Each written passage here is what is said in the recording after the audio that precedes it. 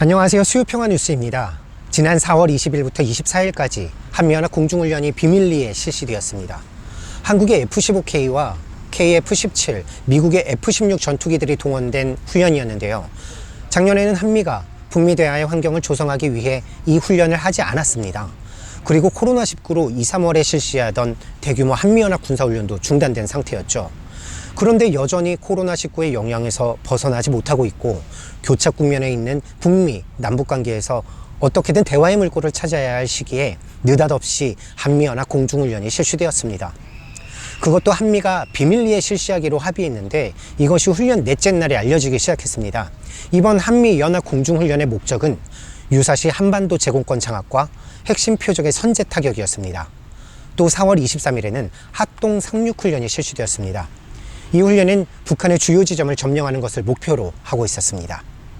현재 북미가 협상의 실마리를 찾지 못하고 있고 어떻게든 대화를 위한 노력을 해야 하는 상황입니다. 그런데 미국은 대북 적대 군사훈련을 계속 실시하고 또 대북 제재도 더욱 강화하고 있습니다.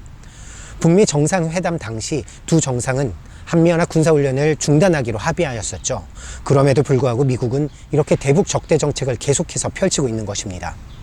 문재인 정부 또한 마찬가지입니다. 사사건건 남북관계 개선을 반대해왔던 미래통합당이 21대 총선 결과 몰락했습니다. 걸림돌이 하나 없어졌으면 남북 대화 재개를 모색할 수 있지 않겠습니까?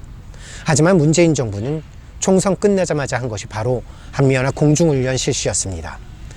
남북이 군사적으로 대치하고 있는 상황에서 전투기 수십 대가 한반도 상공을 그것도 비밀리에 날아다닌다는 것, 군사적 긴장을 격화시키고 자칫하면 전쟁으로까지 갈 수 있는 위험한 상황이 될 수도 있습니다.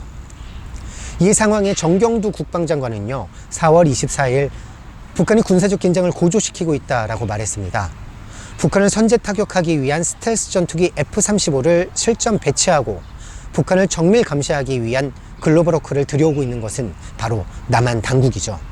2018년 남북 군사 합의를 맺어 육해군 전역에서 서로에 대한 일체의 적대 행위를 중단하기로 해놓고 이렇게 대북 공격 무기를 착착 들여놓고 있으니 북한이 이에 대해 반발하고 무기 개발에 나서게 되는 것 아니겠습니까? 얼마 전 한국 국방부는요, 비밀에 붙이고 싶었지만 세상에 알려지게 된 일이 하나 있었습니다. 바로 해리스 미 대사가 트위터에 올리는 바람에 알려지게 되었는데요. 고고도 무인 정찰기 글로벌 워크가 세대째 한국에 인도되어 전력화되고 있다는 건 사실입니다. 글로벌 워크는 20km 상공에서 축구공만한 크기도 식별할 수 있는 첩보 위성급 무인 정찰기입니다. 작전 반경이 무려 3000km나 됩니다. 한번 이륙하면 40시간 이상 작전 비행이 가능합니다. 게다가 한 대당 2천억 원에 대당 1년 유지비는 553억 원이나 든다고 합니다. 이 정찰기를 4대를 들여와서 올해 안에 전력화하겠다는 것이 문재인 정부의 국방 정책입니다. 총 도입 비용 8천억 원, 2년간 유지비 4,430억 원이 들어갑니다. 코로나19로 민생 경제가 무너지고 나라 재정이 어려운 시국인데 이렇게 엄청나게 많은 재정을 쏟아붓겠다는 것입니다. 4월 27일 문재인 대통령은 수석 보좌관 회의에서 남과 북은 하나의 생명 공동체이며 평화 공동체라고 했습니다. 맞는 말이죠. 그런데 평화 공동체라고 하면서 이렇게 대북 공격 무기 도입에 열을 올리고 또 코로나19로 전 국민이 재난 상황임에도 불구하고 한미연합 훈련을 하고 있는데 이것이 어떻게 평화 공동체가 되겠습니까?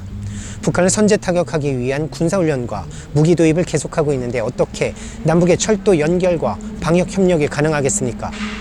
남북 사이의 군사적 긴장감만 높이고 신뢰를 저버리는 한미연합 군사훈련은 영원히 중단되어야 할 것입니다. 미국도 정신 차리고 싱가포르 합의대로 신뢰에 기반한 북미 관계 정상화를 위해 대북 적대 정책부터 철회해야 할 것입니다. 오늘 수요평화뉴스 여기까지입니다. 감사합니다.